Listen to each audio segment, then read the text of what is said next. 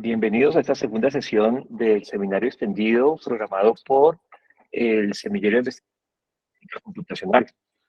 Hoy vamos a continuar con el tema que dejamos la sesión anterior y vamos a concentrarnos más exactamente hoy en la definición de el plano de la imagen y las condiciones iniciales para poder trazar muchas trayectorias de fotones en la métrica de Schwarzschild.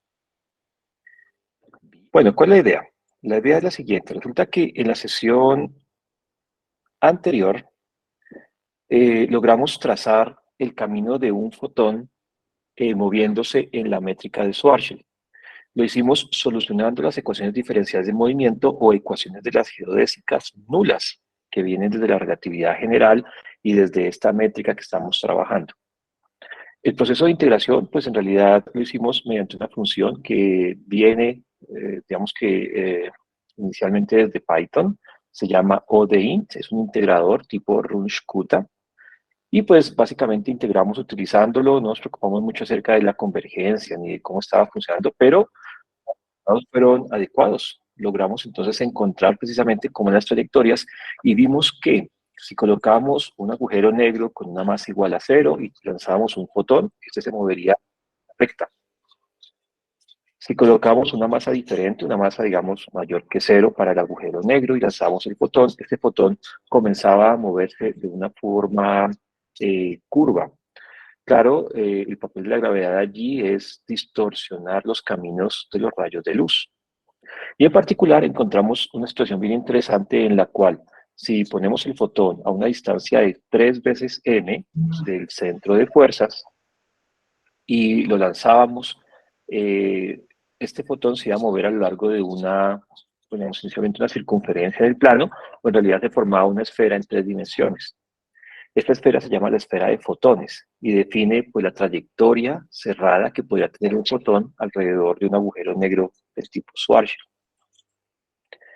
Bien, luego de eso lanzamos un montón de fotones en realidad con diferentes parámetros de impacto y lo que vimos entonces es que algunos entonces lograban escapar de la atracción gravitacional del agujero negro, pero otros quedaban atrapados. Y ahí surgió el concepto de la sombra del agujero negro.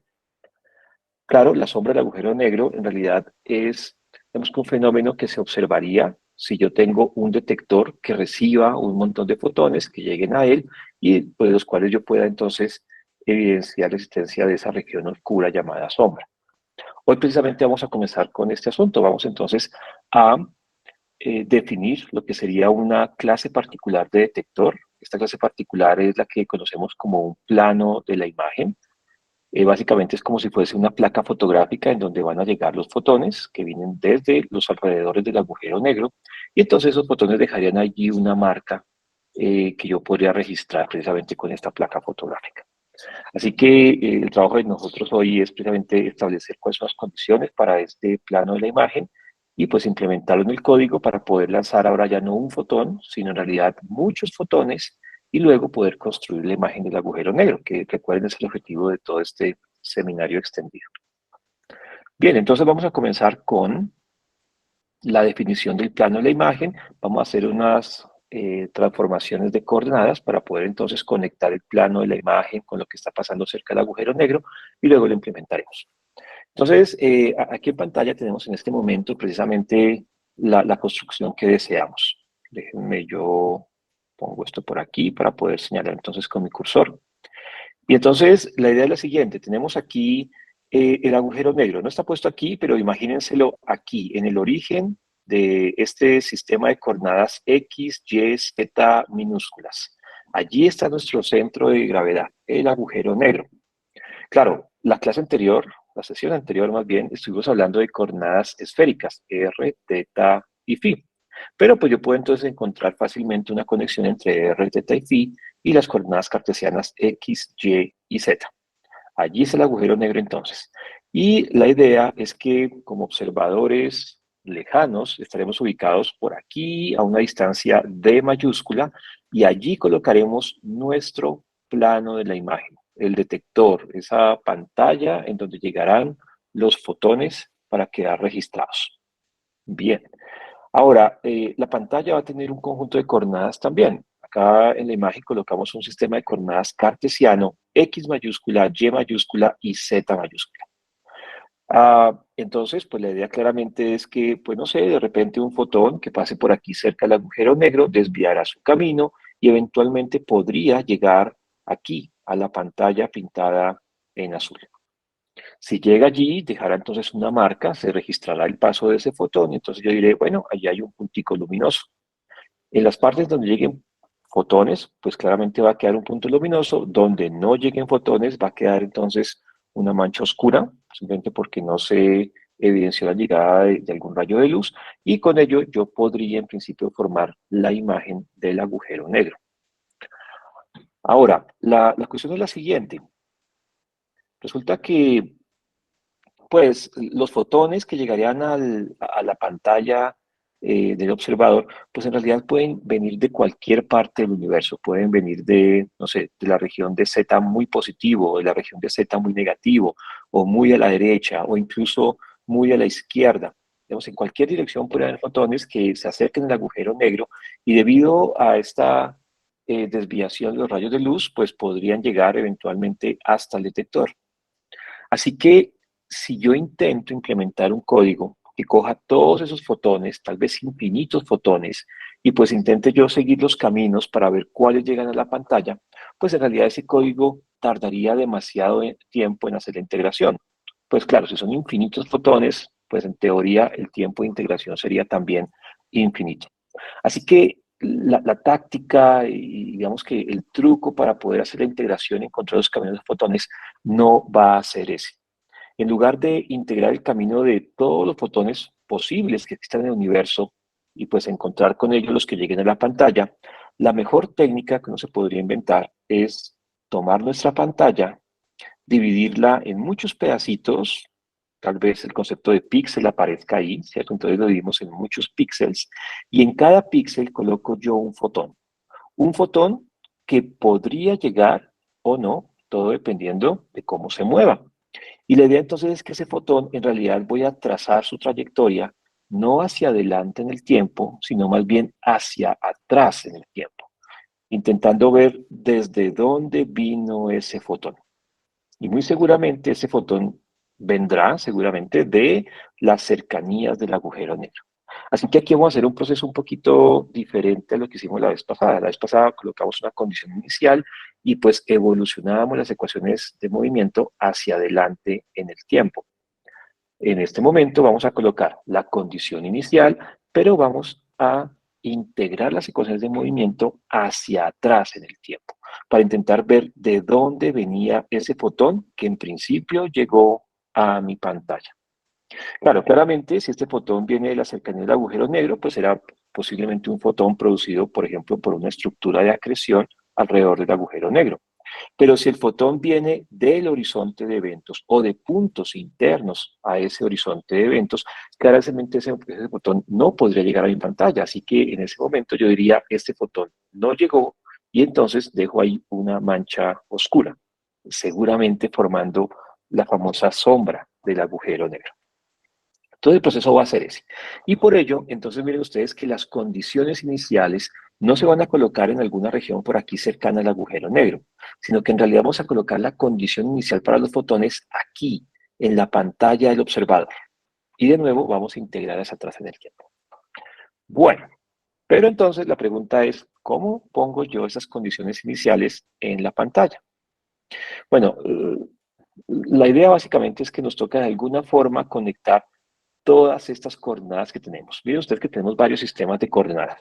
Tenemos inicialmente el sistema X, Y, Z mayúscula que están amarrados allí a la pantalla del observador. Tenemos un sistema X, Y, Z minúsculas que están pues centrados en el agujero negro.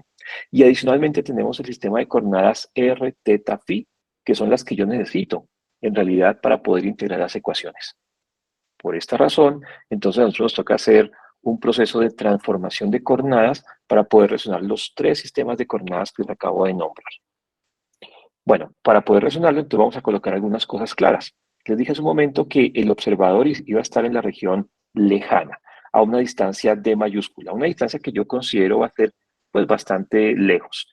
Si hablamos, por ejemplo, de un agujero negro cuyo horizonte de evento está a una distancia de 2 veces m, pues, por ejemplo, podríamos hablar de una distancia de 100 veces m o de 1000 veces m, ¿cierto? Para que esté adecuadamente lejos. Pero adicionalmente, si ustedes notan, pues en la generalidad del asunto, el plano de la imagen no tiene por qué ser ni paralelo ni perpendicular a este plano de las coordenadas X, Y, Z minúsculas que están amarradas al agujero negro. Así que puede haber una inclinación entre el plano azul y el plano, no sé qué color es este, como rosado de la imagen. Ese ángulo de inclinación lo llamamos aquí iota. Bien, es la inclinación o el ángulo de inclinación de este plano de la imagen con respecto a el sistema cartesiano centrado en el agujero negro. Así que, bueno, vamos a proceder a definir las transformaciones del caso para poder relacionar en principio estos dos sistemas de coordenadas.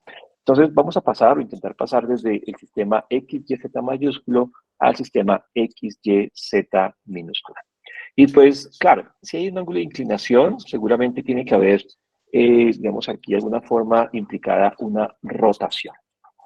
Miren ustedes que si observamos con detalle, y tal vez permítanme volver un tico a esta figura un poco más grande, si vemos con detalle la ubicación de las coordenadas X, Y, Z mayúscula y las X, Y, Z minúsculas, ustedes van a poder ver que el ángulo de inclinación Y, precisamente, se relaciona con una rotación alrededor del eje Y, que me daría entonces cómo este plano azul está, digamos, inclinado con respecto al plano rosa.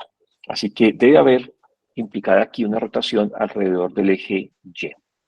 Pero adicionalmente hay una traslación. El origen de coordenadas está trasladado en una distancia d a lo largo de este eje X mayúscula. Entonces, bueno, uno puede hacer el análisis acá con cuidado, acá no lo vamos a hacer con todo detalle, pero sí les voy a mostrar cómo es la transformación. Y básicamente es esta. Como les digo, dadas las componentes X, Y y Z mayúsculas, eso es en el plano de la imagen, yo puedo obtener las componentes X, Y, Z minúsculas mediante una rotación, que tiene que ver con el ángulo de inclinación, y una traslación, que se da a lo largo de la dirección X mayúscula con un parámetro D. Claro, como esta dirección X mayúscula está, digamos que inclinada con respecto al plano rosa, entonces tengo que hacer la proyección y por eso aquí aparece una traslación de la forma d seno iota y d coseno iota a lo largo de X y Z respectivamente. Entonces, esta es, digamos que la forma de pasar de las coordenadas mayúsculas a las minúsculas. Ahora, lo que tenemos que hacer aquí, pues básicamente es colocar aquí la matriz de rotación correspondiente, una matriz que ustedes muy seguramente conocen, que involucran senos y cosenos del ángulo aquí puesto, y hacer la operación del caso para poder obtener, digamos, una forma explícita de X, Y, Z minúscula en términos de X, Y y Z mayúsculas. Al hacer la matemática, pues el resultado básicamente es este que está aquí. Bastante simple, ¿no? De nuevo, es una combinación de una rotación a lo largo del eje Y, una traslación alrededor, a lo largo de los ejes X y Z, y pues el resultado es simplemente esa expresión que está aquí. Entonces ustedes en particular que las coordenadas Y y Y mayúscula, pues resultan ser las mismas, claro, debido a la situación que estamos planteando en la gráfica. Bueno, ahora, ya que tenemos entonces cómo pasar del sistema cartesiano mayúscula al sistema cartesiano minúscula, lo que nos hace falta es relacionar estas coordenadas cartesianas X, Y, Z en el agujero negro con las coordenadas esféricas, que son las que necesito yo para resolver el problema de las ecuaciones de movimiento. Bueno, esta sí es una transformación bastante simple para pasar de X, Y, Z minúsculas a R, teta, phi, las coordenadas esféricas, pues utilizo las relaciones típicas de siempre. Por ejemplo, tengo R como la raíz cuadrada de X cuadrado más Y cuadrado más Z cuadrado, y teta y phi como el arco coseno de Z sobre R y el arco tangente de Y sobre X, respectivamente. Creo que, digamos, eso es una transformación estándar. Ahora, la cuestión es que nos toca mezclar las dos, ¿no? Porque yo quiero pasar desde el plano de la imagen hasta las coordenadas esféricas centradas en el agujero negro. Así que tengo que componer estas dos transformaciones que acabo de encontrar. El tratamiento es sumamente simple. Básicamente, en estas que están en pantalla, yo reemplazo X, Y y Z minúsculas en la forma que se obtuvieron hace un momento como función de las coordenadas mayúsculas. Es simple, es un poquito largo sí de escribir, pero es fácil de hacerlo algebraicamente. El resultado final es precisamente ese tipo de transformación final. R resulta ser esta combinación de las coordenadas mayúsculas junto con D, la distancia entre agujero negro y plano del observador. Teta y phi resultan ser esas funciones arco coseno y arco tangente de unas combinaciones de X, Y y Z mayúsculas. En particular aquí para la coordenada teta, que es el arco coseno de una cantidad sobre R. Claro, este R que está aquí debe escribirse pues como está en la primera línea, en términos de X mayúscula, Y mayúscula y Z mayúscula.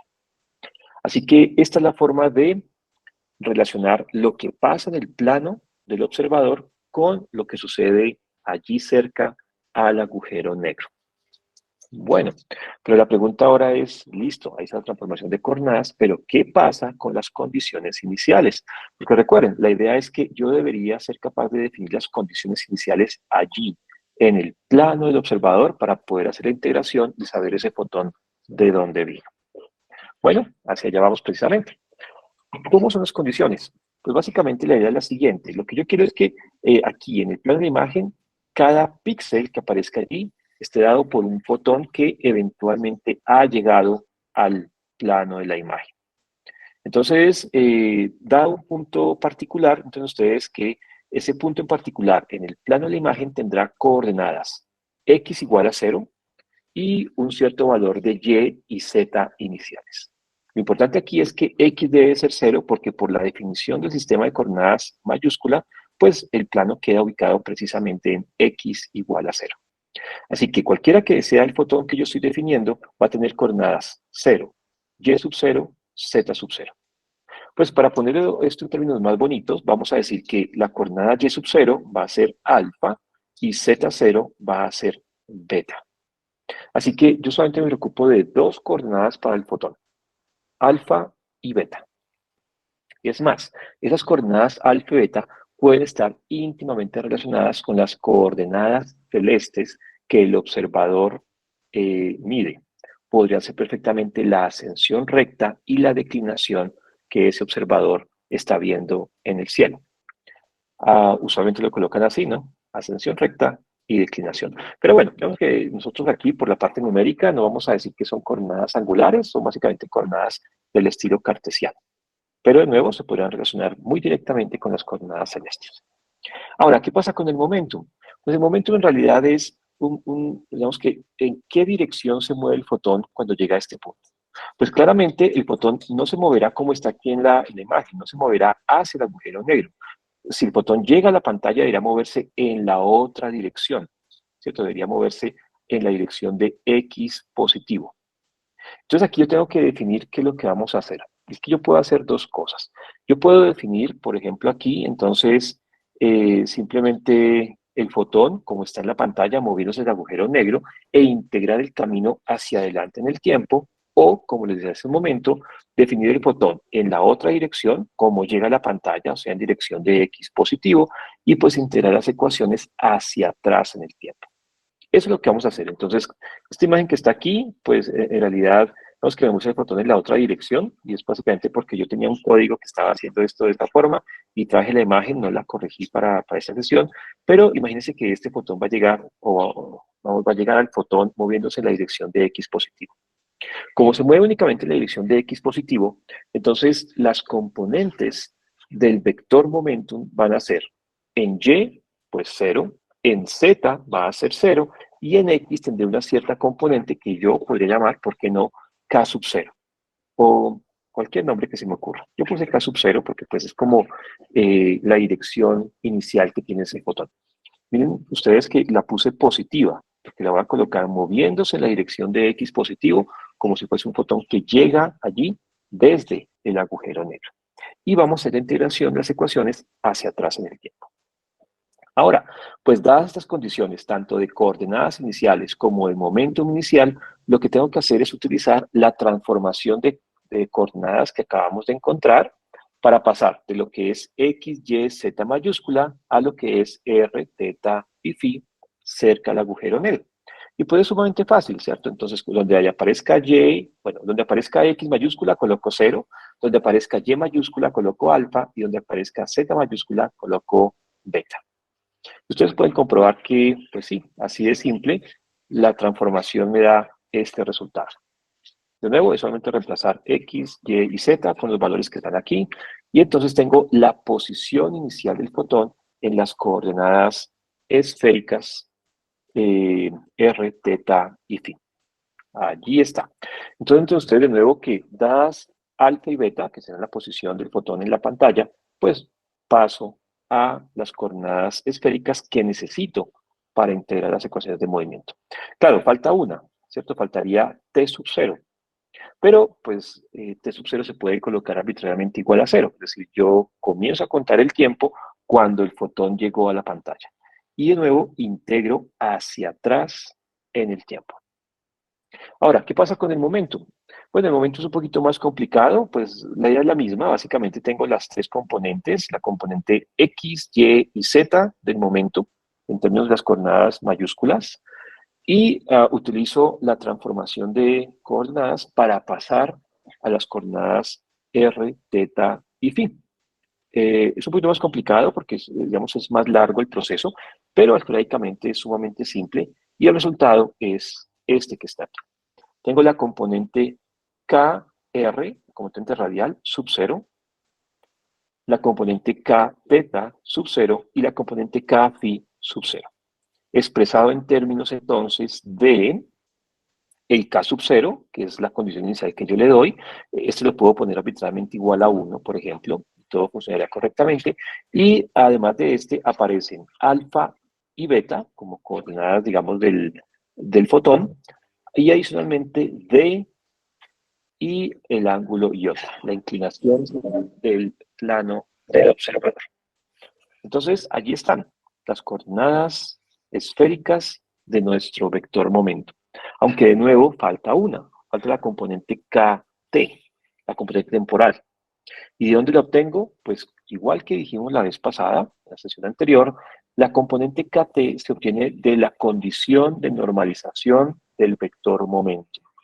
Recuerden que K cuadrado da siempre 0 para fotones.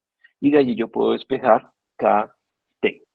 El resultado, igual que dijimos la vez pasada, es ese tipo de raíz.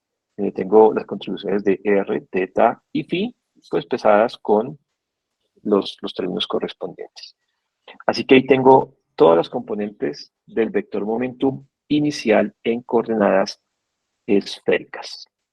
Bien, resumiendo, básicamente lo que tenemos es esto. Dada la posición inicial del fotón, tengo estas posiciones iniciales esféricas y dada la condición inicial del momentum, tengo estas componentes iniciales para el cuadrivector momentum. Esto es lo que tengo que implementar. Seguramente tengo que implementar una función que haga esto. Ahora, un detallito que la vez pasada hicimos muchísimo énfasis es que aquí yo tengo las componentes con índices arriba. Miren que LR, teta, phi y t están arriba. Y las ecuaciones de movimiento que estamos trabajando necesitan que el momentum tenga índices abajo. Así que la función que la vez pasada implementamos, aquella que se llamaba condiciones iniciales y que permitía bajar los índices y formar el vector con el que iba yo a integrar las ecuaciones, de nuevo tendré que utilizarla. Y si ustedes recuerdan, esa función necesitaba de la existencia del tensor métrico, porque el tensor métrico es el que permite bajar los índices de los cuadrivectores. O sea que claramente lo que hicimos la vez pasada no se desecha. Esto tenemos que volver a utilizarlo. Todas las funciones que utilizamos la vez pasada aquí van a volver a aparecer y tenemos que implementar unas funciones nuevas para que, por ejemplo, hagan esta construcción de las condiciones iniciales del fotón en el plano de la imagen. Bien, y precisamente vamos a ver entonces la estructura del código que vamos a implementar en esta ocasión. Y en esta ocasión vamos a implementar tres códigos. Un primer código que nos va a permitir pues trabajar con un único fotón, luego lo vamos a mejorar para que funcione de una forma más óptima, pero también vamos a implementar allí la posibilidad de muchos fotones. Y finalmente un tercer código en el cual vamos a hacer muchas mejoras ya de la parte del funcionamiento del código para que sea más óptimo y para que yo pueda trabajar con muchos más fotones al mismo tiempo. Entonces, ¿cómo hacer la versión inicial de nuestro código el día de hoy? Bueno, en esta ocasión yo tengo una condición inicial para un único fotón, que será esto que está en pantalla. Coordenadas cartesianas en el plano de la imagen y componentes cartesianas del momentum en el plano de la imagen. De nuevo, t igual a 0, x mayúscula igual a 0, y y z como alfa y beta. Y para el momentum, k sub 0 en la componente x, 0 y 0 para las componentes y y z del momentum de ese fotón. Ahora, ¿qué tengo que hacer con esto? Pues bueno, básicamente tengo que implementar algo que construya la condición inicial en términos de las coordenadas esféricas. Y luego que se bajen los índices del momento para tener la condición inicial lista para actuar sobre las ecuaciones de movimiento. Bien. Ahora, en este momento vamos a hacer algo súper interesante y es lo siguiente. Resulta que la idea es que yo quiero lanzar muchos fotones, no solamente uno. Por ahora yo puedo trabajar con este único fotón y trabajar específicamente con él para que se suban, se bajen los índices o se construyan los que necesito. Pero, ¿por qué no hacemos esto de una vez con algo de generalidad para que yo pueda construir no uno, sino muchísimos fotones? Dentro de los lenguajes de programación hay una forma interesante de hacer la construcción de muchos objetos que tengan las mismas características. Y esto es mediante la noción de una clase. Claro, una clase que me permita construir muchos objetos. Así que vamos a implementar en este momento una clase denominada fotón. Esta clase fotón va a tener una serie de atributos y de métodos, y entre ellos estarán las coordenadas iniciales del fotón. Y es que haciéndolo así, yo puedo construir muchos fotones como muchos objetos de la misma clase. Cada uno de ellos tendrá guardada su posición inicial, tanto en las coordenadas cartesianas en el plano de la imagen, como en las coordenadas esféricas en el centro del agujero negro. Y claro, muchas más cosas que vamos a ir implementando. Pero por ahora, nuestra clase de Plotón va a ser una clase bien sencilla que tenga solamente dos atributos. Los dos primeros atributos están aquí puestos como un único atributo, que sería la posición inicial, ¿cierto? En coordenadas esféricas, y un segundo atributo que sería el vector de 8 componentes que yo puedo utilizar directamente para hacer la integración. Entonces, de nuevo, a la clase fotón yo la construyo a partir de esta información inicial en la pantalla, en el plano de la imagen, y entonces yo construiré aquí dentro de la clase fotón estas coordenadas esféricas y adicionalmente las componentes listas para integrar. ¿Cómo hago eso? ¿Cómo hago yo para construir, por ejemplo, el primer atributo que correspondería a las coordenadas cartesianas? Pues tengo que implementar una función que haga ese trabajo de construir estas componentes esféricas, y eso fue lo que acabamos de discutir, esa transformación que acabamos de poner en pantalla. Entonces vamos a construir una función que haga eso. La función entonces se va a llamar plano de la imagen, ¿por qué no? Y allí entonces está cómo construir estas variables, y básicamente eso es mediante esas ecuaciones que están en pantalla, las que acabamos de deducir. Bien, eso por ese lado. Pero adicionalmente tengo que tener la función que me permite bajar los índices del vector k para tener el vector de 8 componentes para poder integrar las ecuaciones. Esa función ya la teníamos, la sesión anterior la construimos y se llamaba condiciones iniciales. Así que allí está. Sin embargo, si ustedes recuerdan, para poder bajar los índices, yo necesito de la función que la vez pasada llamamos tensor métrico, con eso es que yo bajo las componentes.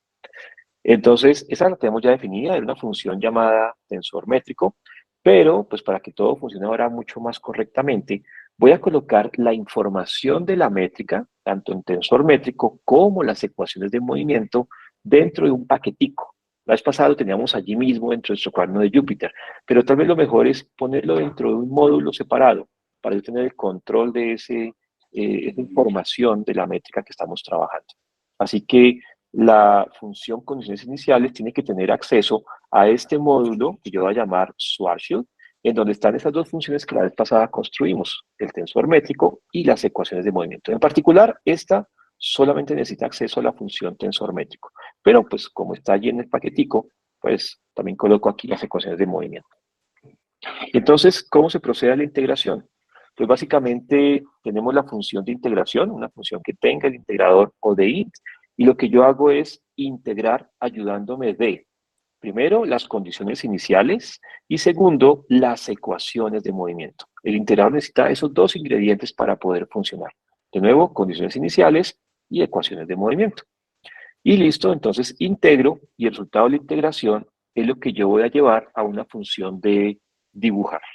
En esta ocasión, ya como la cosa se pone más interesante, vamos a utilizar entonces un dibujo de 3 dimensiones. La vez pasada apenas nombramos la función, estaba implementada, pero no la utilizamos porque yo quería utilizarla, era aquí, cuando tracemos ya desde el plano de la imagen hasta el agujero negro. La vez pasada podíamos concentrarnos en 2 dimensiones y todo funcionaba perfectamente, pero aquí yo necesito esta tridimensionalidad para poder ver mejor el movimiento del fotón. Claro, y es porque el plano de la imagen y el plano ecuatorial del agujero negro ya no coinciden en términos generales, así que necesito la tridimensionalidad para poder ver el asunto mejor. Bien, entonces, esto es lo primero que vamos a implementar. Vamos a implementar este código tal como está escrito aquí. Miren ustedes que necesito definir una clase llamada fotón, sus atributos. Necesito traerme de nuevo las funciones que construimos la vez pasada, ecuación de movimiento, tensor métrico, condiciones iniciales, la función de dibujar y construir una función nueva que se llame plano de la imagen. Entonces, miremoslo por acá. Vamos a compartir ahora esta pantalla. Vamos por ¿dónde estamos nosotros? Bueno, primero déjenme, voy a apagar la cámara en este momento solamente para que todo fluya mejor. Apaguemos esto. Y entonces ahora vamos a abrir esta ventana. Ok. Déjenme, ¿dónde está? Es que ahora no la veo. Con muchas ventanas abiertas. Así que déjenme. Hacemos lo siguiente. Ok. Listo. Ahora sí. Ahí está.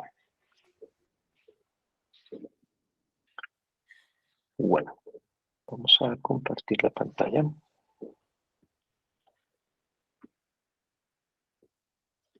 Listo. Y estamos por acá. Bueno, estos cuadernos ya están en el GitHub, así que ya también pueden jugar con ellos desde este momento. Bueno, déjenme yo compruebo si estamos allí. Ok. Bueno, este cuaderno está basado en lo que hicimos la clase anterior. Miren ustedes que lo primero que voy a hacer aquí, y déjenme yo hago lo siguiente, vamos a quitar esto. Entonces vamos a llamar una serie de funciones que necesito. NumPy, claramente, ODINT, desde SciPy, PyPlot para graficar, ignorar las advertencias, como dijimos la vez pasada, únicamente por aquello de la integración que puede, en el momento de desbordarse, si el fotón cruza el horizonte de eventos. Y en este momento voy a llamar un paquete llamado Swarship. Este paquete llamado Swarship es un paquete que pues construí con 2 de las funciones que teníamos la sesión anterior. Déjenme, se los muestro. Entonces, vamos a ver cómo puedo yo colocar esto acá. Caramba. Es que como estoy compartiendo una pantalla, entonces vamos a ver cómo puedo compartir también esta pestañita. Vamos a ponerla por acá y tal vez allí esté. Sí, señor. Entonces, un paquete que creé con las 2 funciones que teníamos la vez pasada. Si ustedes recuerdan, era la función tensor métrico, tal como estaba ya. Recuerden que esto lo que hacía era devolvernos las 4 componentes no nulas del tensor métrico de Schwarzschild: GTT, GRR, GTT y GPFI. Tal vez lo único que hice aquí fue optimizarlo un poquitico, porque ustedes recuerdan la vez pasada, hacíamos una definición de TR, teta y phi, una definición que pues en realidad consumía tiempo de máquina, pero que no ayudaba en nada. Yo puedo directamente trabajar con los componentes X0, X1, X2 y X3, y este sería el tensor métrico puesto de esa forma. Y por otra parte, también en el mismo paquete llamado Schwarzschild, puse las ecuaciones de las geodésicas, exactamente las mismas que teníamos la vez pasada. Lo único que hice de nuevo fue optimizarlo, evitando la definición de las coordenadas y los momentos e incluso las cantidades conservadas, sino escribiendo directamente las componentes del vector que llega, digamos, como argumento de la función. Pero es exactamente la misma función que teníamos, que como ustedes pueden recordar, nos devolvía las 8 ecuaciones diferenciales. La derivada de t, r, teta y phi, y las derivadas de kt, kr, k, teta y k, phi. O sea que son unas funciones, las coloqué dentro de un módulo, y este módulo es el que estoy yo llamando aquí con esta línea. Estamos importando todo del módulo Schwarzschild. Bien, condiciones iniciales. La función de condiciones iniciales es exactamente la misma que teníamos la clase anterior. Es esa misma función que lo que hacía era recibir x y k como condiciones iniciales con índices arriba, y lo que hacía era bajar los índices del momentum, y con ello construir un vector de 8 componentes que era el que iba a alimentar el proceso de integración. O sea que es la misma función, no la he modificado, exactamente la que teníamos la sesión anterior. Miren ustedes que esa no la lleva a ningún módulo, la dejé aquí porque vamos a hacer unas modificaciones en una versión posterior, y luego sí la exportamos a algún módulo para tenerla, digamos, fuera del código principal. Bien, ahora viene el trabajo entonces interesante. El trabajo interesante en realidad es eh, pues construir la función que me va a dar las condiciones iniciales del fotón en el plano de la imagen. Esto es, dado alfa y beta, entonces quiero saber cómo es R0, teta 0, phi 0 y las correspondientes componentes del momento. Entonces la pregunta es, bueno, ¿cómo hago yo esta función? Bueno, lo primero que necesito es definir la función como tal. Vamos entonces a construir acá el enunciado. Definimos una función llamado plano de imagen, image plane. Los argumentos que ella va a recibir son alfa y beta, la posición inicial del fotón allí en el plano. Luego, un argumento que llamo yo frecuencia, que corresponde al valor de K0. La llamo frecuencia porque en últimas eso es la frecuencia del fotón que llega al plano. Y finalmente, las dos informaciones de dónde está el plano, es decir, la distancia d y el ángulo de inclinación iota. Y lo que tengo que hacer es simplemente calcular o escribir allí estas 8 ecuaciones, ¿cierto? 8 ecuaciones. Tal como están allí, tengo que escribirlas dentro de mi código. Y bueno, eso es lo que vamos a hacer. Vamos a escribir las 8 ecuaciones completicas para ver qué resulta. Primero, las tres de la parte R, teta y phi. Estas tres ecuaciones lucirán así. R igual a raíz cuadrada de alfa cuadrado más beta cuadrado más d cuadrado. Eso es básicamente lo que está aquí en la primera línea. Luego, teta como un arco coseno y phi como una arco tangente. Son esta que está por aquí y esta que está por aquí. Simplemente las reescribí dentro del código. Ahora tendré yo que poner las 4 ecuaciones correspondientes al momentum. Allí están.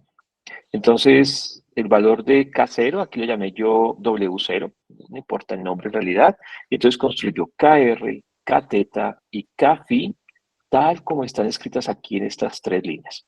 Son expresiones gigantescas, ¿no? Son muy, muy largas de escribir, por eso utilizan varias líneas de código, pero pues allí están.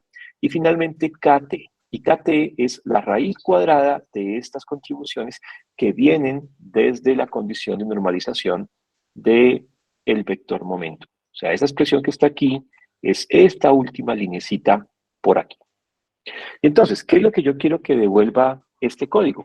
Pues yo quiero que devuelva las componentes R, teta y phi, además del tiempo, que no lo coloque aquí, pero recuerden que T0 es igual a 0, y que me devuelva también las componentes KR, Kθ, Kφ y Kt, ¿verdad?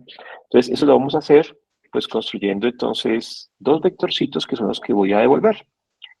Construyámoslo por aquí el primero de ellos. Entonces decimos aquí xin va a ser 0, r, teta y phi, tal como están definidos allí.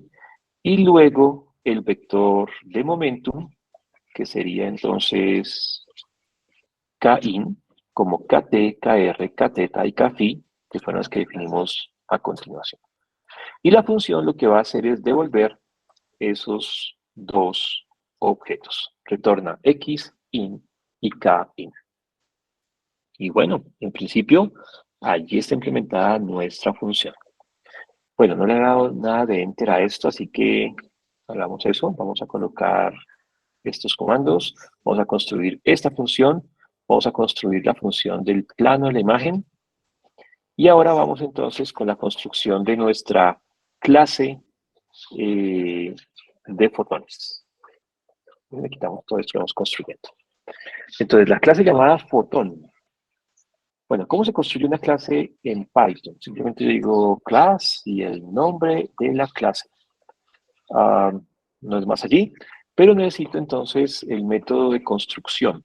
Un método que se denomina por convención en Python el init. Entonces, la función llamada aquí init es el método de creación de la clase. Necesita algunos argumentos. Pues como es una clase, necesitamos el self para que tenga acceso a todas las variables dentro de la misma clase. Y tenemos unas variables o unos argumentos de entrada. Pues básicamente es lo que necesito para construir mi fotón.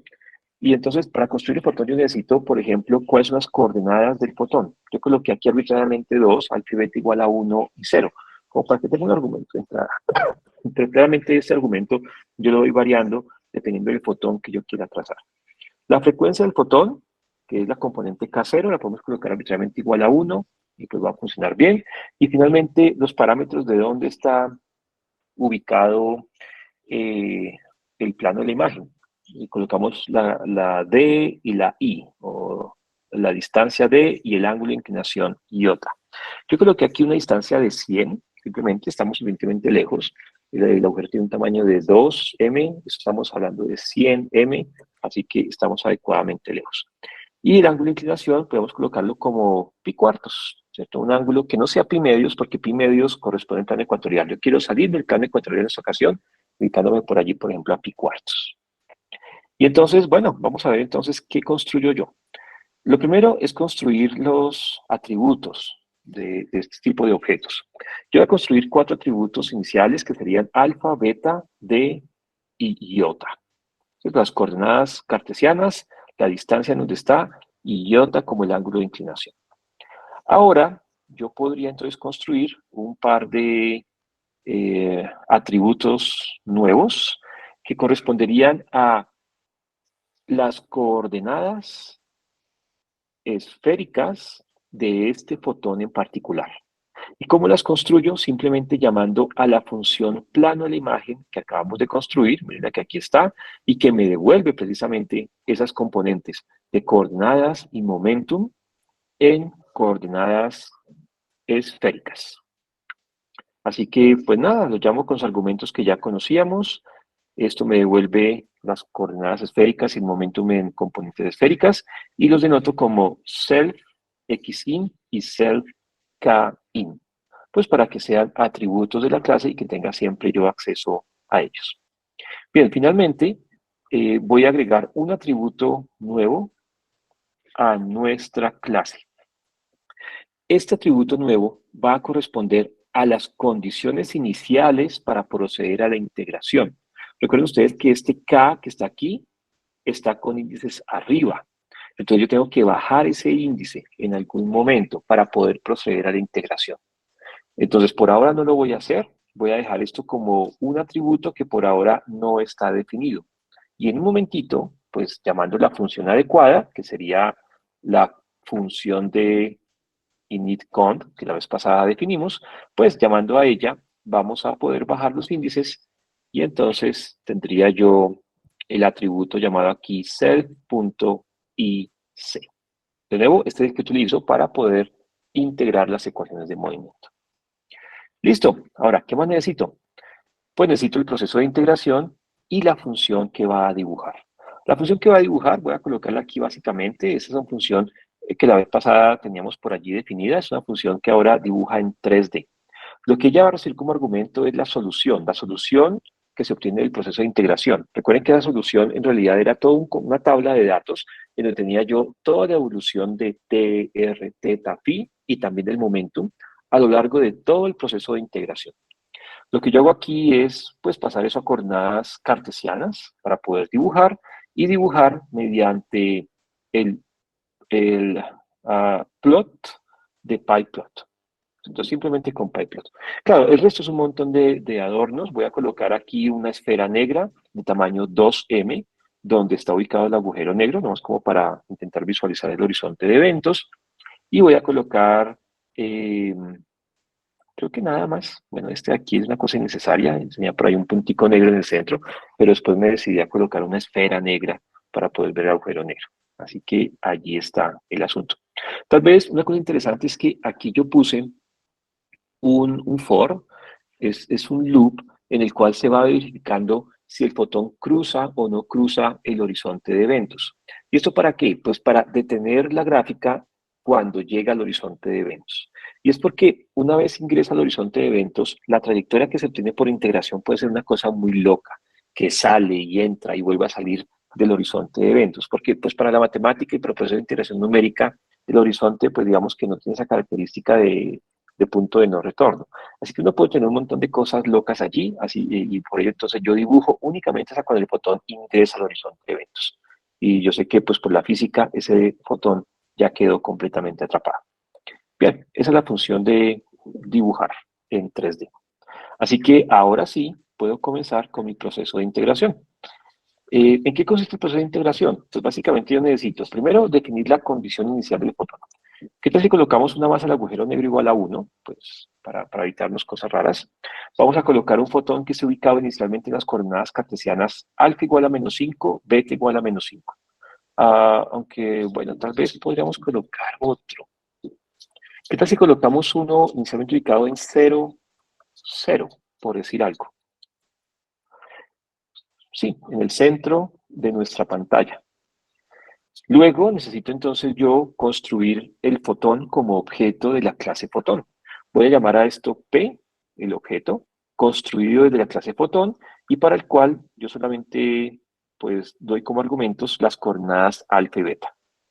Luego construyo el atributo condiciones iniciales a través de la función initCond con los argumentos que ella necesita, que serían la métrica correspondiente y las condiciones iniciales coordenadas esféricas que me da el plano LMAE.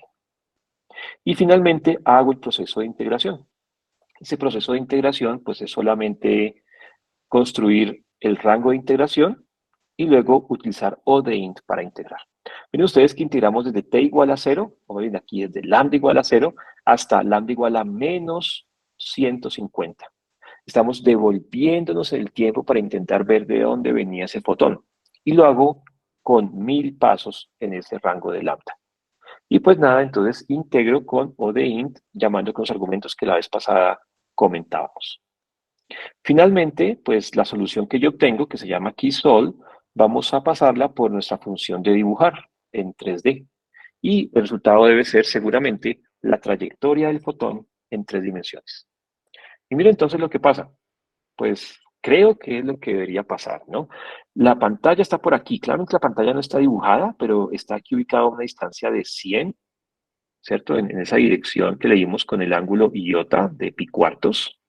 Y entonces desde el origen lanzo un fotón que va directamente hacia el agujero negro. Ahí no hay nada que hacerle, va directamente hacia allá y cae el agujero negro. Claro, no hay nada que hacerle porque es que está dirigido radialmente hacia el agujero negro. Este pues seguramente no es muy emocionante, pero es porque le coloqué alfa igual a 0, beta igual a 0. Y miren que en realidad este fotón nunca llegaría a la pantalla, porque ese fotón debería provenir del mismo agujero negro y sabemos que de él no proviene nada. Así que este fotón en realidad dejaría una marca oscura en mi detector. Cambiemos los argumentos. ¿Qué tal si comenzamos con 5 y 0? 5 en alfa, beta igual a 0. En este caso, la trayectoria es esta. Y acá, pues, yo tengo un problema con esto de la tridimensionalidad aquí, porque no puedo, digamos, me queda difícil dar la vuelta a la gráfica, ¿cierto? No se deja para poder ver qué pasa allí.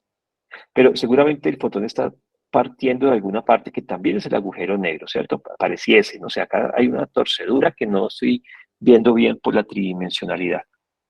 Coloquemos un último valor y ya nos vamos a un mejor dibujo.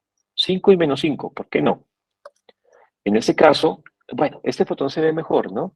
Y ustedes que comenzar de las coordenadas alfa igual a 5, beta igual a menos 5, el fotón, desde esta perspectiva, desde este punto de vista, sí se ve claramente cómo es que se ha movido.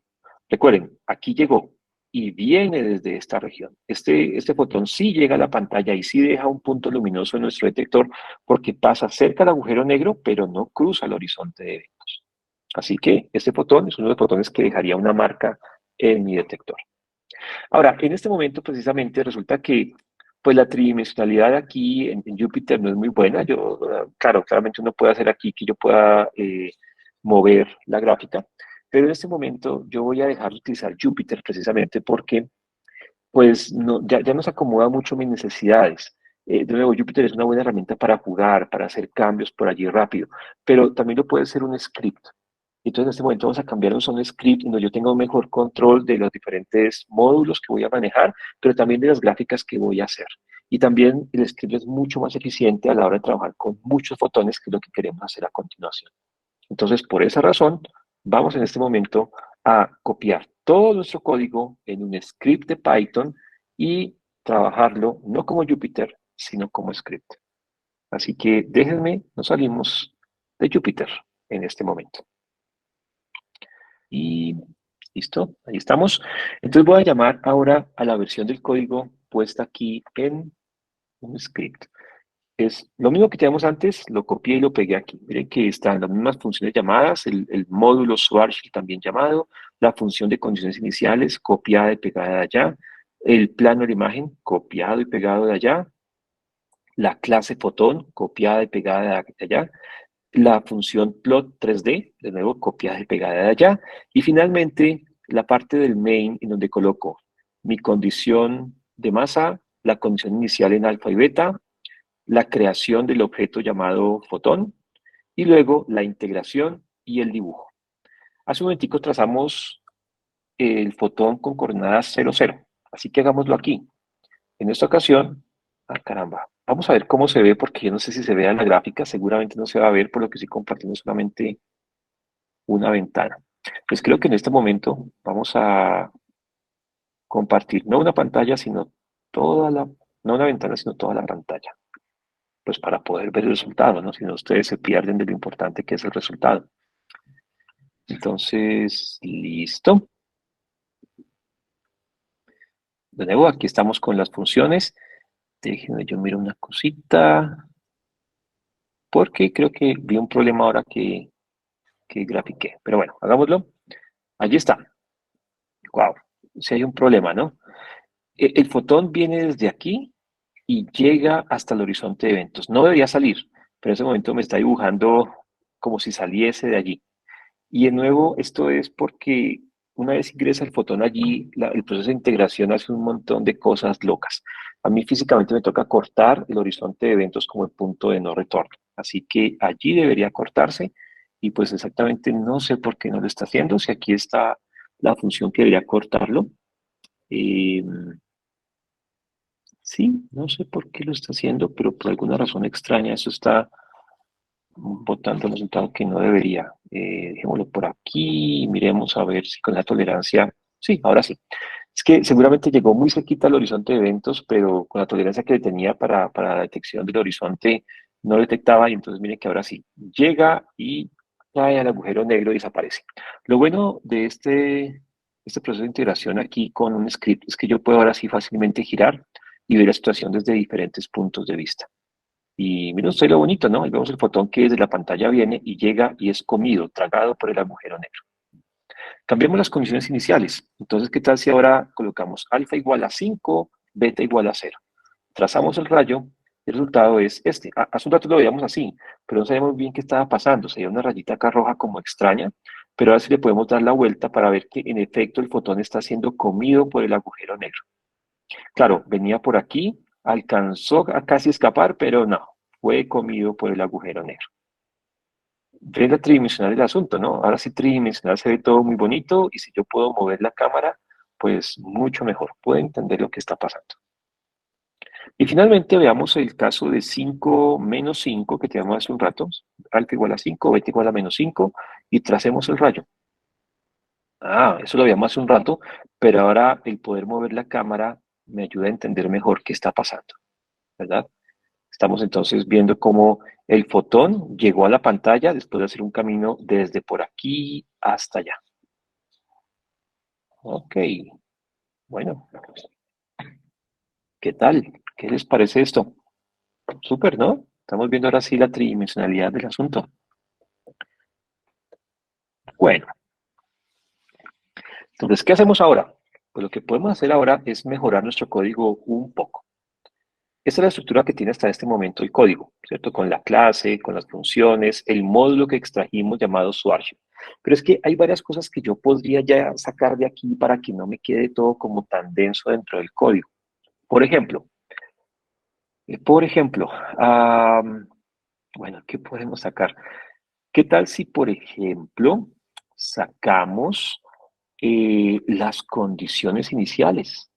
¿Cierto? Esta función de condiciones iniciales es una función que desde la vez pasada la traíamos. Entonces, ¿por qué no la sacamos a un ladito, a otro módulo? Un módulo que se llame, por ejemplo, común. Porque es algo común para cualquier otro tipo de métrica, cualquier tipo de trazado que yo tenga. Entonces, vamos a sacarla como un módulo aparte. Y eventualmente podríamos hacer una cosa aún más interesante y es que el plano de la imagen podría convertirse, ¿por qué no?, en una clase. Claro, es implementado como una función y ese es el detector.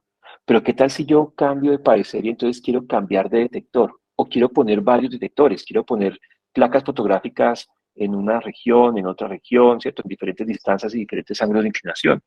Entonces yo podría hacer diferentes objetos detectores a partir de ese plano de la imagen. Entonces, esa es la idea. Vamos a modificar nuestro código. Bien, este ahorita lo miramos más bien. Déjenme, miramos el código versión 0.2. Entonces, la estructura del código va a cambiar un poquitico. Vamos a construir entonces algo similar al comienzo. Tenemos entonces las condiciones iniciales del plano de la imagen, la clase fotón y los atributos que ya comentamos. Pero vamos a extraer esta función plano de la imagen, vamos a convertirla en una clase y vamos a ponerla en un módulo separado. Un módulo que se llame, por ejemplo, plano de la imagen, simplemente. Y quiero darle la noción de una clase para poder eventualmente construir varios detectores, es decir, varios objetos de la misma clase. También vamos a extraer entonces la función condiciones iniciales y la colocamos dentro de un módulo diferente, pues para no tenerlo todo en el mismo código, sino que yo pueda llamarlo desde un archivo más pequeñito. Claramente, para construir estas condiciones en coordenadas esféricas para el fotón, yo necesito la clase plano de la imagen. Y para construir el vector para proceder a la integración, necesito de las condiciones iniciales. O sea, que tiene que existir una conexión. Bien. Finalmente tengo el módulo Schwarzschild, donde está la información geométrica, y pues esta función con condiciones iniciales necesita del tensor métrico para poder funcionar. Así que tiene que haber una conexión entre ellos dos. Bien, finalmente tengo el integrador. El integrador lo tengo todavía dentro del código principal y para poner a funcionar el integrador necesito dos ingredientes, la condición inicial y las ecuaciones de movimiento. El resultado pues va a ser entonces la solución que yo mando a la función de dibujar y pues tendré mi gráfico tridimensional. Así que esta va a ser la nueva estructura. Y cosa nueva, entonces el plano de imagen va a ser una clase y voy a extraer las condiciones iniciales. Bien, solamente como para aclarar algunas cosas, la clase fotón tiene por ahora esos atributos, tiene alfa, beta, xin y kin, y también la condición inicial ic. Eso fue lo que construimos hace un rato, está igualitico. Pero por otra parte, la clase plano de la imagen va a tener atributos y métodos. Los atributos son d y iota, que son precisamente la distancia y el ángulo de inclinación del plano de la imagen. Miren ustedes que esto es un atributo, son atributos del detector que estoy construyendo. Y yo puedo construir muchos detectores diferentes con atributos diferentes. Y el método que voy a implementar es el método que construye las coordenadas del fotón en coordenadas esféricas, que ya lo tenemos implementado, ¿no? Como una función, pero vamos a colocarlo ahora como un método de la clase ImagePlane. Bueno, entonces, ¿dónde está eso? Vamos a ir por acá. Entonces, la idea es que yo puse eso dentro del código 002, nuestra segunda versión del código. Y miren ustedes que saqué la información en tres archivos diferentes, todo esto que extraje. En particular está aquí Swarshell, el módulo que ya hemos construido, que contiene la función geodésicas y la función tensor métrico. Ese es el mismo, no lo modifiqué. Pero construí dos módulos nuevos que son el common, que trae la función de condiciones iniciales, que de nuevo se encarga únicamente de bajar las componentes del cuadrivector momento, que es su única tarea. Y el módulo plano de la imagen, que tiene una clase llamada plano de la imagen, que tiene como atributos D y el ángulo de inclinación, iota, y un método que se llama photon chords. Este photon chords es la misma función que implementamos hace un momento, que lo que hace es definir las coordenadas esféricas del fotón en el plano de la imagen. Y eso es lo que devuelve, ¿no? Es la misma función que implementamos hace un rato, lo que pasa es que lo puse como método de la clase nueva. Entonces, ya con esto, miremos cómo está implementado nuestro segundo código. Pues ahora traigo las librerías de siempre. Ya no traje los de warning, porque eso es para el Jupyter. Acá no lo voy a traer. Traigo más bien el módulo Schwarzschild, el módulo Common y el módulo ImagePlane. Lo que hago ahora es definir aquí únicamente la clase fotón, que es la misma que teníamos hace un rato, exactamente igual. Tenemos la definición de la función para dibujar, pero en esta ocasión voy a dar la opción de que dibuje yo muchos fotones, no uno, no dos, sino muchos podría dibujar. Entonces, por eso se llama ahora Plot Many 3D. La idea es que voy a dar entonces aquí la lista de los fotones, y esto es básicamente la lista de sus condiciones iniciales, es lo que necesito, pero los mando como una lista de objetos, ya que cada fotón es un objeto de la clase fotón. Y entonces, dentro de esta función, extraigo la condición inicial e integro. Miren ustedes que la integración quedó metida en este momento dentro de la función de dibujar. Eso no es muy bueno, pero lo hice en este momento así, para que integre dentro de la función de dibujar y pues directamente dibuje. En un momentico volvemos a sacar eso y lo planteamos de otra forma, pero por ahora se me ocurrió que allí podríamos hacer la integración y me queda más fácil a la hora de dibujar. Bien. Y finalmente, este código pues tiene como argumentos la masa del agujero negro, la distancia del detector, el ángulo de inclinación del detector, construyo el detector como un objeto de la clase ImagePlane y hago la lista de fotones que yo quiero construir. ¿Cómo la hago? Bueno, tengo que dar las coordenadas alfa y beta de cada uno de los fotones. Por ejemplo, aquí yo planteé 4 fotones con coordenadas alfa y beta, como 5, 5, menos 5, menos 5, 5, menos 5, menos 5, 5, por poner algunos. Y entonces hago un loop en donde para cada una de las coordenadas construyo un objeto de la clase fotón. Y este objeto, después de calcular sus condiciones iniciales, lo agrego a la lista de fotones. Y esta lista es la que yo envío a la función de dibujar. Claro, cuando llega la información allá de la lista de los objetos llamados fotones, entonces el proceso de dibujar extrae cada uno de ellos, integra su geodésica y la dibuja. Entonces vamos a ver cómo funciona. Si la estructura ya está complicándose un poco, pero es porque yo quiero tener, digamos, esta libertad de empezar a crear no uno, sino muchos fotones. Y de esta manera creo que es una muy buena manera. Bien. Eh, Nada, pues dibujemos estos cuatro a ver qué sucede. Y miren lo que pasa. Tenemos 4 fotones que están ubicados por aquí en el plano de la imagen y pues integrando las ecuaciones de movimiento hacia atrás en el tiempo, yo veo de dónde viene cada uno de los fotones. Y miren la construcción tan bonita, ¿no? Ahí puedo ver el camino de cada uno de los 4 fotones ubicados en 5, bueno, 5, 5, 5 menos 5, menos 5, 5 y menos 5, menos 5 en el plano de la imagen. Ven que aquí se puede intuir dónde queda el plano de la imagen. Y claramente yo veo de dónde venían esos fotones antes de llegar al plano de la imagen. Pero claro, eso es solamente una muestra. Yo puedo trazar ahora no solamente esos cuatro, sino muchos, muchos fotones. ¿Cómo? Pues agregando más condiciones iniciales. Simplemente yo puedo colocar aquí coma y agregar aquí otra condición inicial. Qué sé yo, por ejemplo, la 0,0. Un fotón que viene directamente del agujero negro.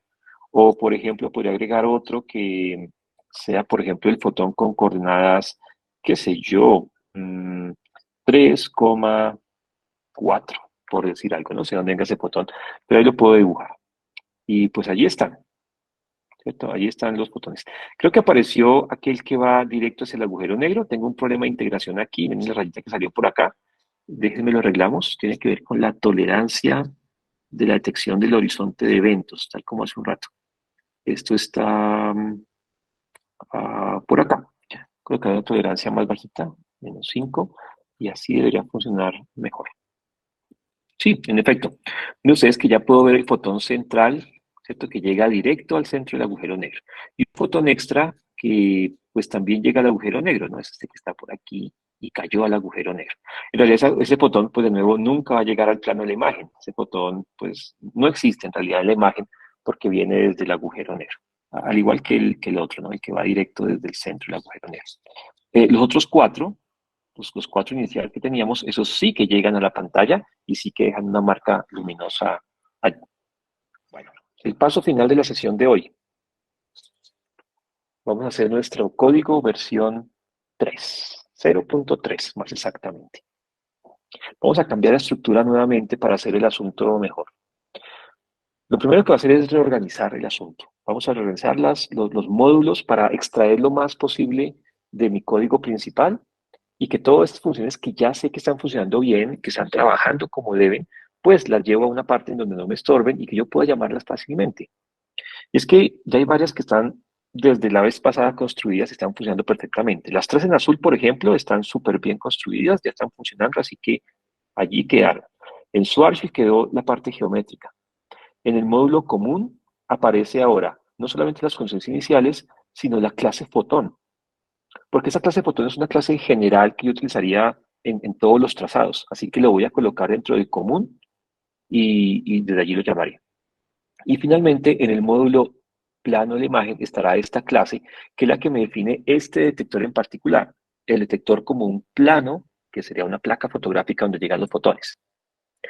Ahora, lo bonito de esto es que ya como estamos sacando las funciones comunes, las funciones que yo siempre utilizo a módulos diferentes, yo podría eventualmente empezar a cambiar cosas.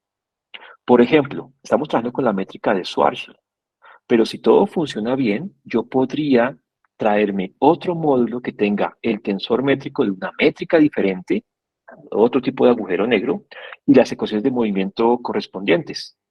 Y de nuevo, si todo funciona correctamente, entonces sin hacer nada extra al código, simplemente llamo al nuevo módulo y entonces yo tendría el trazado de rayos en ese otro agujero negro.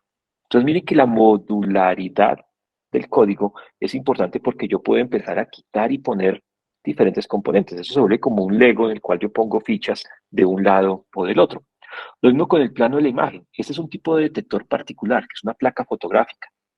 Pero yo puedo construir otro detector diferente que sea una cámara puntual, por ejemplo, en donde yo debería definir un módulo pues diferente, con una clase adecuada, y si todo está bien conectado, pues entonces simplemente coloco allí la nueva pieza del Lego con el nuevo detector y pues tendría una imagen construida de una forma diferente, pero con todo el resto de módulos iguales.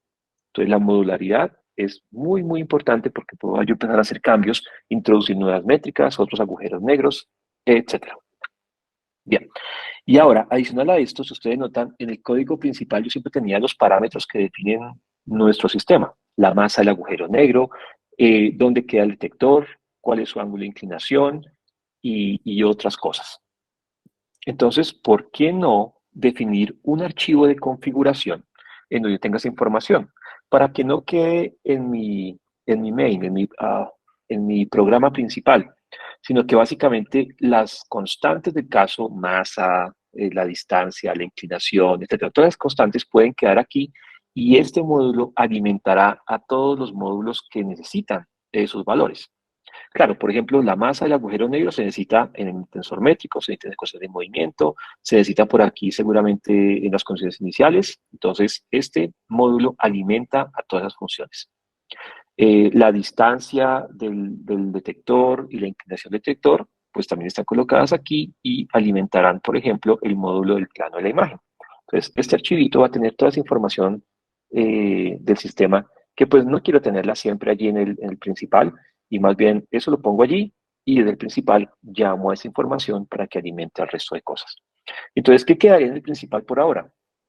Pues básicamente lo que yo dejaría allí es esto. En el principal lo que yo voy a hacer es construir el objeto detector. Esto lo hago a partir de pues, el módulo plano de la imagen en este momento. Luego hago que ese plano de la imagen construya una lista de fotones. Y luego esta lista de fotones la mando para que se dibuje con la función plot many 3D. O sea que la conexión que necesito con el main es simplemente hacia el módulo del detector y desde allí llamo al resto de cosas. Entonces miren ustedes que la estructura ya está cambiando bastante, pero al hacerlo estoy logrando muchas cosas interesantes, como poder cambiar de agujero negro, como poder cambiar de detector y como poder tener todo eso que ya he definido guardado en archivos diferentes para que mi main quede lo más limpio posible y lo más entendible posible también. Así que, pues vamos a implementarlo, a ver qué resulta.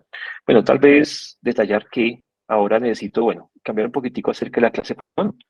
Eh, bueno, en este caso no cambio nada, en realidad son los mismos atributos, solamente aparece un método nuevo que es, o son las condiciones iniciales. Este método lo implemento para no tener yo que construir las condiciones llamando a la función condiciones iniciales, sino que la misma clase llame a la función correspondiente y construya sus condiciones iniciales. Y para la clase plano de la imagen, sí hay unos pequeños cambios. Y es que en este momento voy a introducir la noción de píxeles. Claro, porque yo quiero tener un plano de la imagen con un cierto tamaño y una distribución de píxeles, qué sé yo, 100 píxeles por 100 píxeles. Y en cada uno de los píxeles voy a construir un fotón. Claro, cada píxel tiene coordenada alfa y beta que lo distingue y con esa información puedo construir el fotón. Entonces miren ustedes que yo puedo dentro de esta clase construir un método que se llame crear fotones, create photons, que lo que hace es coger todos esos píxeles y construir un fotón en cada píxel y encargarse este método de no solamente dar las coordenadas alfa y beta, sino de construir el objeto de la clase fotón. O sea que esta clase va a construir objetos de la clase fotón. ¿Cuántos? Pues tantos como píxeles tenga mi pantalla. Así que, de nuevo, la cosa se pone más interesante. Vamos a ver el asunto. Yo tengo allí en el GitHub, en el repositorio, dentro de una carpetica que se llama 003. Lo metí en otra carpeta porque ya estoy modificando los archivos que había sacado. El archivo Swatch está igualitico, ese no le hice nada, es la misma función métrica y una función de geodésicas. El archivo común, pues tenía antes las condiciones iniciales, pero ahora tiene también la clase fotón, ¿cierto? Con sus atributos y su método de condiciones iniciales. Eh, el módulo de plano de la imagen, pues tiene básicamente la misma información, solamente que ahora a esta clase le he agregado otro método. Antes íbamos hasta aquí, ahora tengo un método que se llama create photons, que lo que hace es construir la lista de fotones, uno en cada uno de los píxeles que ella tenga. Y pues para ello, noten ustedes que cuando yo creo el plano de la imagen, ahora tengo que decirle cuál es su tamaño y cuántos píxeles tiene en cada uno de sus lados. Por ahora se me ocurrió que podíamos hacer un detector cuadrado. Entonces lo que yo digo, bueno, es el tamaño es, no sé, un tamaño de 5 en unidades de m y en cada una de las direcciones tiene n píxeles, qué sé yo, 100 por un lado, 100 por el otro lado, así que serían 100 por 100, 10.000 píxeles. Bien, así que va a crear 10.000 fotones, uno en cada uno de los píxeles. Bien, entonces ya está complicando el asunto, pero ahí vamos. Y finalmente creé un archivo de configuración en donde coloco pues la información básica que necesito para la construcción. En este caso, la masa del agujero negro, la distancia del detector, el ángulo de inclinación.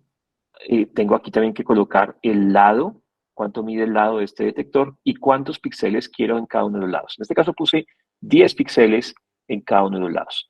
Y bueno, la métrica. ¿Cuál métrica quiero? En este caso quiero la métrica G que viene desde usuario. Podemos ver el código principal. Un código principal que ahora es mucho más simple. Entonces ustedes que solamente tengo aquí la función plot many 3D, la misma que teníamos antes, una función que recibía la lista de fotones, integra esos fotones y dibuja. Solo tengo esa función. Por ahora la tengo aquí, lo que pasa es que luego la voy a poner en otro lado. Pero miren que solamente tengo una función, ya no tengo tantas clases ni funciones definidas, todo lo traigo de los archivos que acabamos de definir. Y entonces lo que hace el programa principal únicamente es crear el detector como un objeto de esta clase, crear la lista de fotones a partir del método correspondiente de ese detector y luego con esa lista de fotones llamar a nuestra función de integración y de dibujo. Y pues nada, en esta ocasión, si tenemos una pantalla de 5 en tamaño con 10 píxeles en cada dirección, tendríamos un total de 121 píxeles, algo así. Así que podríamos dibujar todos esos píxeles. Pero antes de hacer tantos, voy a hacer menos. ¿Qué tal si hacemos, por ejemplo, 5 nomás? 5 píxeles en cada lado. 25 fotones. Tal vez es suficiente para comenzar. Así que voy a llamar a nuestra función. Bueno, espero que todo funcione bien. Sí, 003. Y vamos a trazar esos fotones. Miren ustedes lo que está pasando. Tenemos ahora 25 fotones siendo trazados desde el plano de la imagen hacia el agujero negro para saber de dónde vinieron. Algunos vienen de otras regiones, otros vienen del mismo agujero negro. Claro, lo mejor sería que esos rayos que llegan al agujero negro se tracen negros, por ejemplo. Así yo diría son ausencia de fotones. Pero bueno, por ahora solamente los tracé. Y miren ustedes lo bonito que pasa si yo me ubico aquí. Si me ubico aquí, estoy viendo lo que está llegando perdón, al plano de la imagen. Estoy viendo los fotones que llegan ahí, ese plano de imagen que tiene un tamaño cuadrado de 5 por 5, ¿cierto? Allí está. Es el plano de la imagen. Hagámoslo más denso. Quitemos esto y vamos a nuestro archivo de configuración y cambiemos 5 píxeles por 10 píxeles en cada lado. El resultado es que ahora voy a trazar más o menos 10 por 10, o sea, 100 fotones. Y el resultado es este. 100 fotones trazados desde el plano de imagen hacia el agujero negro. ¿Qué tal? ¿Cómo les parece el asunto? Ya van dando, ¿no? Claro, no he definido qué es la sombra, no he definido cuáles fotones sí llegan y cuáles no. Me toca hacer seguramente digamos, un ajuste. Podría simplemente decirle que el color cambie según si llega o no llega al agujero negro. Tal vez eso lo hago en un ratico y lo subo al Git para que quede bonito. Pero entonces los que vienen del agujero negro lucirían negros, los que vienen de afuera lucirían rojos. Y creo que se nota el plano de la imagen, ¿no? Es un cuadrado, en esta ocasión de 5 por 5, pero con 10 píxeles por 10 píxeles. O sea, un total de 100 fotones. ¿Qué tal? Súper bonito. Bueno, luego nos pasamos 20 minuticos, pero, pero pues bueno, creo que lo merecía el asunto. Ya estamos casi a punto de lograr la imagen. En la última sesión, que será el día de mañana, entonces haremos el trazado de la imagen. ¿Qué es lo que pasa? Pues que yo estoy viendo aquí el camino de los fotones, claramente, pero yo no necesito eso. En realidad lo que necesito es cómo luce la imagen aquí, en este plano. Entonces, mañana lo que vamos a hacer es dejar la gráfica 3D de un lado, vamos a concentrarnos en el plano de la imagen, y entonces los fotones que vengan del exterior del agujero negro van a lucir como puntos brillantes, los que vengan del agujero negro van a lucir como puntos negros, y ahí tendré yo una primera versión de la imagen. Luego mejoraremos la imagen colocando una estructura de acreción, un disco delgado, que pues bueno, pues como este seminario está bastante corto, solamente 3 sesiones, entonces no vamos a hacer mucho énfasis en el disco, en cómo funciona el disco, pero la idea es que si colocamos un disquito allí, yo podría dibujar en últimas la imagen del agujero negro de una forma bien, bien bonita. Entonces, pues nada, creo que vamos súper bien. Mañana terminaremos con este seminario y si todo sale bien, vamos a ver la imagen del agujero negro en una primera versión que nos mostrará sus propiedades. Entonces, pues nada, mañana vamos entonces a hacer esa gráfica. Ah, bueno, una pregunta aquí que dice Darwin, ¿cambiaría en algo si la energía de los fotones no estuvieran en el visible? No, no, no, no, no importa. Esos fotones aquí representan radiación de cualquier frecuencia. Puede ser perfectamente visible, podría ser eh, infrarrojo, rayos X, ultravioleta, rayos gamma, cualquiera de ellos. La trayectoria que siguen es la misma. Si usted nota, en ninguna parte colocamos información de la frecuencia, ¿cierto? Claro, cuando vaya a hacer la imagen, tal vez entonces yo ahí sí puedo dar una información de la frecuencia para que la imagen producida en la pantalla tenga esa información espectral de las diferentes energías o frecuencias de los fotones. Pero eso lo haremos en la siguiente sesión. Las que llegan al panel, al plano, debe ser, todas son perpendiculares. Esto es por la escala de las variables. No, por la construcción que hicimos. Estamos asumiendo que los fotones que llegan al detector llegan todos de forma perpendicular al detector. Esta, pues claramente es una restricción fuerte, pero es la forma de hacer el código más manejable. Un código más minucioso podría tener en cuenta pues, fotones que lleguen con ángulos diferentes. Nosotros estamos haciendo aquí en realidad una versión muy básica. Este código que vamos a tener finalmente puede ser mejorado en muchas direcciones y en la última sesión vamos a aclarar eso. Vamos a ver cómo se podría mejorar el código para incluir nuevas cosas.